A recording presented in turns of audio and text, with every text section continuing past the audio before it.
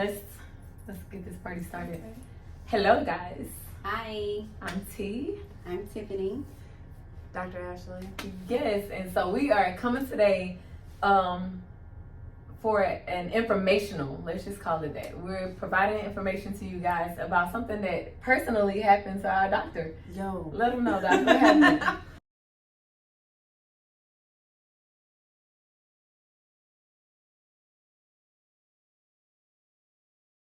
To get more information on Rhabdo, what caused it, how can you prevent it, and if you don't take action right away, what could possibly happen.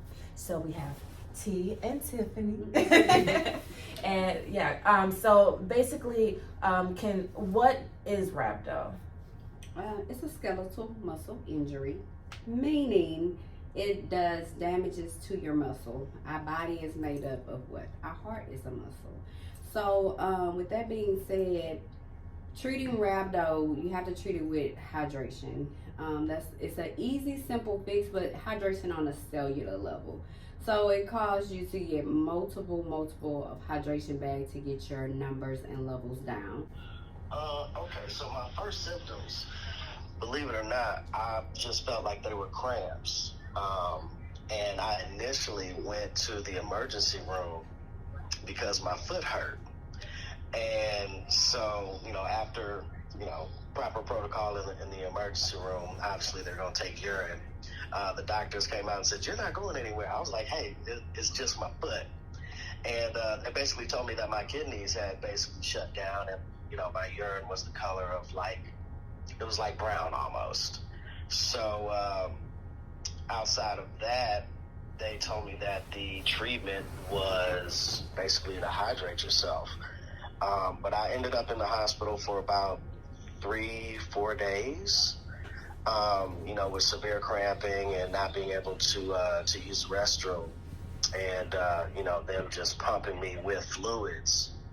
And then after that, after about 3 or 4 days, I gained probably about 20 pounds of water weight, and it became severely uncomfortable. So that was my experience with Rhabdo. They wouldn't let me out of the hospital until I went to the restroom about 3 or 4 times in one day. So that was my experience. I don't know about anybody else, but it was terrible. So how long were you in the hospital for total? Total about 10 days, and I'll tell you why. So after they pumped me full of fluids, it got really uncomfortable. So my skin would burn to the touch because I was so filled with fluids. Well, since I wasn't using the restroom, water got on my lungs, and I actually developed pneumonia. So the day that I got discharged from the hospital for the Rhabdo, I passed out at home and was rushed back to the emergency room with pneumonia. So in all, maybe about 10 days. So Rhabdo can lead to many other things. Right. So make sure you hydrate yourself before you go out. Thank you, DJ, for sharing your story. Oh, absolutely. Thank you. All right, talk to you later. Thank you. Bye-bye. Right. Bye. Yeah. So, wow, that's crazy. I mean, we've heard stories like that, but for you to then know. He got a hospital-acquired pneumonia. To me, it's something else that developed when it's secondary to that. And You caught Rhabdo 3 times. I caught Rhabdo. Are you recording this? I am. I had Rhabdo 3 times. Most important thing is eat more lean protein. So not the red meats and the turkey. Go more to like white fish, tuna, cod, tilapia. More vegetables. Increase your electrolytes. Do electrolytes every 3 to 5 days. Every 3 to 5 days. But try not to have ones high in sugars. There's a lot of electrolytes out there that has 0 sugars. Because if you drink a lot, you're gonna drink a gallon of water or whatever, but it's gonna flush. You don't want to flush all your electrolytes. No gym. This is that. No gym. No lifting weights. Maybe like 2 or 3 days. Because with Rhabdo, your muscles are breaking down. They can't flush from the kidney. So you lift, you're gonna break muscle up again. So you gotta let your body rest. Damn. So those are some of For the how many days? Give yourself like 2 or 3 days. Oh, okay, 2 or 3. I can do that. Because until your electrolyte levels are back up and your Yeah. sodium's up, Yeah. you don't want to be banging the weight. You're going to Right, be tearing right, that muscle. right. So what it's going to do, you're going to increase the time period you're going to have rhabdo. So I've had it 3 times. 2 times I was in the hospital. The first time I didn't know what it was, nor did the doctors. I found out what it was because a friend of mine's wife was a nurse. She's like, you got rhabdo, just brush it off. What is that? Looked it up. Oh, rhabdomyolysis. Now I know what it is. So yeah, 3 times. Hey, thank you. It's like, it's weird. Like, normally you get cramps in your calves or, your back or something like that. But she kept saying, my thighs are cramping. I was just like, I instantly stepped in. She was like, what is that? And I told her, and she was like, okay, well, I'm going to schedule to, get my hydration. We don't try to beat it down your throat. I'm never trying to harass anybody, but I would constantly check too, because I know this person personally. And then she was like, I'm in the hospital. Like, literally two days later from us having this conversation, I was explaining to her, educating her, whatever, but she was contributing to, I'm growing my legs, I'm catching these gains, right? So I'm like overworking my legs, so maybe that's what it is, they're cramping. So when it got a deep tissue massage to already traumatize, muscles, right? When it got a deep tissue, again, deep tissues are good, I get them all the time, but it's still breaking down that muscle. So she went and got that done, adding that on to what was already going on. And so a couple of days later, calling and checking on her, she's in the hospital. And I said, what are they saying? She said, that word that you told me. And I was like, oh my God. And the hospital time was about a week. So that's a week of no working. That's a week of, and literally all you're doing is getting fluids, hydrating yourself. The whole time. I actually had rhabdo before myself, maybe like 2 years ago. Talk about it, sis. I didn't even Come on, you from the inside out. turn this camera a little bit All on your you. prognosis and diagnosis. Or it's your symptoms you may have at home. It could be blood or tea-colored urine. It can be swelling in certain muscles. It could be in your arm, leg, thigh. It's random where it can be. And it's very, very painful. Your symptoms, I would say you are in the middle, like a little bit beyond that, because you already had blood spilling in your urine.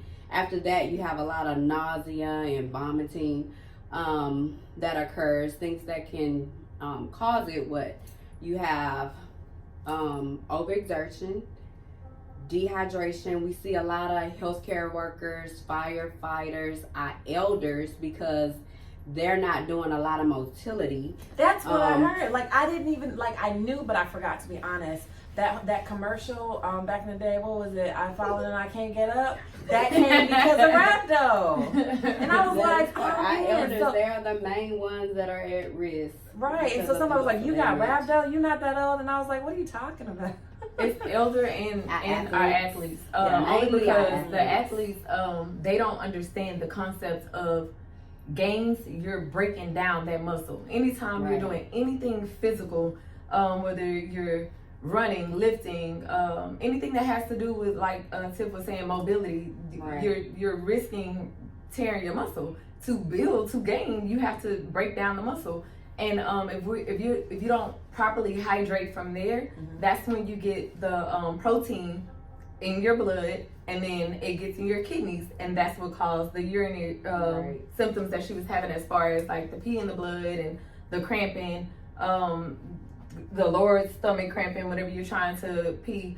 Those are all signs and symptoms, but it's the things that you have to do prior to. So like she was saying, elderly, but then also our athletes, because they don't understand that whole concept of, you're out here getting gains, but to gain, you have to tear down, break down to rebuild.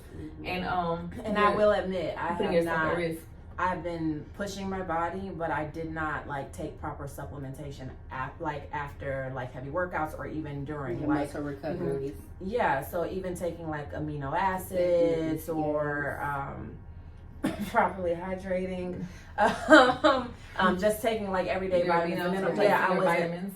I wasn't doing that, so even with your hydration, you got to know when you're working out, you're secreting and you're sweating. So you be like, oh, I did drink a lot of water, but did you take the intake of how much you sweat and the loss of that? And so not even that, what you're sweating, because you're not just sweating water, you're sweating vitamins. You're excreting different vitamins, and those things you have to give yourself back. Yeah, we get them through foods, but do we really eat enough food that that contains those nutrients that you need? And the answer is no. So when athletes say, oh, I get my hydration, I get my gallon of water, that's cool.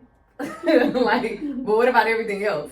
So you definitely need your vitamins and your aminos and things like that, your electrolytes, to really properly hydrate you and to help prevent rhabdo from. So please, if y'all have any questions or just want more information, if y'all experience any of these symptoms, please reach out to us. We can help you even with dehydration if you know anyone who's experiencing rhabdo, because that is a lot of fluids that you need. A lot of people take it for, granted, and go home with rhabdo.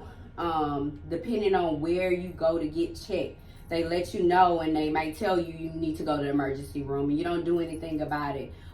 We definitely can take care of you because it's a simple fix of hydration.